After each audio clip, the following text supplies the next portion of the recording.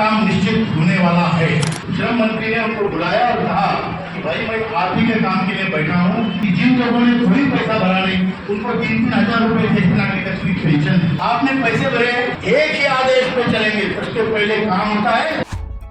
आप सभी EPS 95 pensioners के लिए एक बहुत ही बड़ी खबर निकल करके आ रही है। जैसा कि EPS 95 पेंशन वृद्धि को लेकर के काफी लंबे टाइम से पेंशनर्स के द्वारा मीटिंग्स पे मीटिंग्स, आंदोलन पे आंदोलन किए जा चुके हैं, लेकिन अभी भी आज की डेट की बात की जाए तो आज तक उनके खाते में बढ़ी हुई पेंशन नहीं मिली हुई है।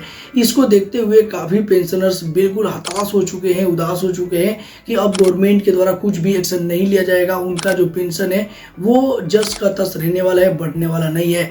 लेकिन इसी बीच एक बहुत ही बड़ी खबर निकल करके आ रही है कि अशोक रावत जी ने खुद जबलपुर में जो भी मीटिंग था उसको संबोधित किया है और उसमें बहुत ही ज्यादा इंपॉर्टेंट पॉइंट्स पेंशनर्स के लिए बताए हैं। कब उनकी पेंशन बढ़ सकती है, कैसे पेंशन बढ़ सकती है, सारा कुछ के बारे में उन्होंने डेट वाइज पूरे लाइव प्रूफ के साथ बताया है। तो आज के इस नए वीडियो में हम जानने वाले हैं कि अशोक रावत जी ने क्या क्या पेंशनर्स के लिए बताया है, जो कि आप सभी पेंशनर्स को जानना बहुत ही ज्यादा जरूरी है। आपको रखनी है और आपको अभी यहाँ से जाने के बाद आपको संकल्प लेना है, मेरे लिए नहीं, बंधु जी के लिए नहीं, आप खुद के लिए, अपनी खुद के आइडेंटिटी के लिए संकल्प लेना है कि मुझे संगठन बढ़ाना है।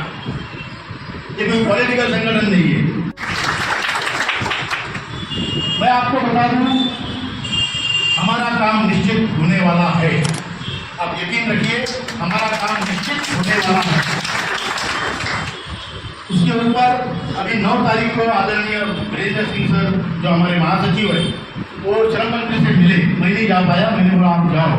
वो गए, मिले, श्रम मंत्री ने उनको बुलाया और कहा कि भाई मैं आप ही के काम के लिए बैठा हूँ, हम युद्ध स्तर पे आपका काम कर रहे हैं।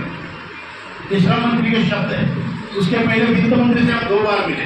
इस बार जो लेटेस्ट मिले 30 अगस्त को तो उन्होंने ये कहा कि मैं जानती हूँ आपका प्रश्न जेन्युइन है, हम भी अपनी तरफ से जो करना है वो करेंगे।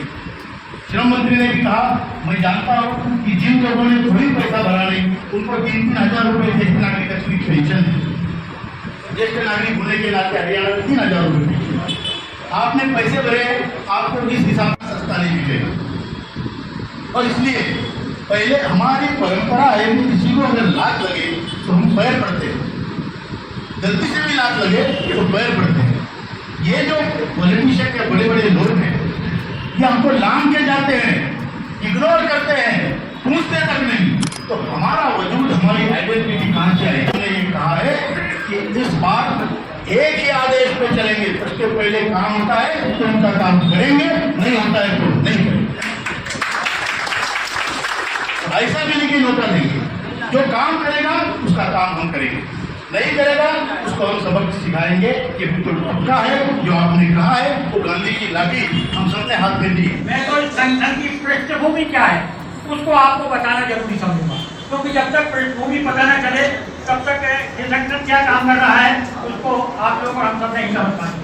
साथियों, मैं कमांडर अशोक रावत जी के बारे में थोड़ा सा आपको बताना चाहता हूँ। एक ऐसा व्यक्ति जिसने देश के 78 लाख पेंशनरों का शून्य, जहां हम लोग शून्य पर खड़े थे, आज हीरो बनकर देश में नाम ऊंचा किया है। हमारे देश में बहुत से राष्ट्रीय संगठन, बहुत से राष्ट्रीय संगठन मजबूत संगठन, हम किसी की आलोचना नहीं करना चाहते, लेकिन पहली बार पेंशनरों की आवाज किसी ने बुलंद की है तो उसका नाम है कमांडर अशोक रावत। हम तुम्हारे साथ हैं, हम तुम्हारे साथ हैं। भागीरथ ने गंगा को लाने में 3 पीढ़ी खोदी थी और आज कलयुग में हमारे भागीरथ बने हैं कमांडर माननीय अशोक रावत जी, जो भागीरथ से जो काम नहीं होना था उस काम को करने की कोशिश कर रहे हैं। और आज की डेट में इस पेंशन को कोई जानता नहीं था। आज मंत्री हो, मिनिस्टर हो, लोकसभा हो, राज्यसभा हो, सारे लोग ये जमाने में चर्चा है इस बात की ईपीएफ पेंशन क्या है। ईपीएफ अभी विगत दिनों भी आपको बताऊं, पिछले महीने एक मीटिंग हुई थी। आपके संगठन की ताकत इतनी बढ़ गई है कि हमको टाइम लेने जाना नहीं पड़ता है। मंत्री मिनिस्टर हमको बुलाते चाहते हैं कि आप आइए कमांडर साहब, हम आपसे चर्चा करते हैं।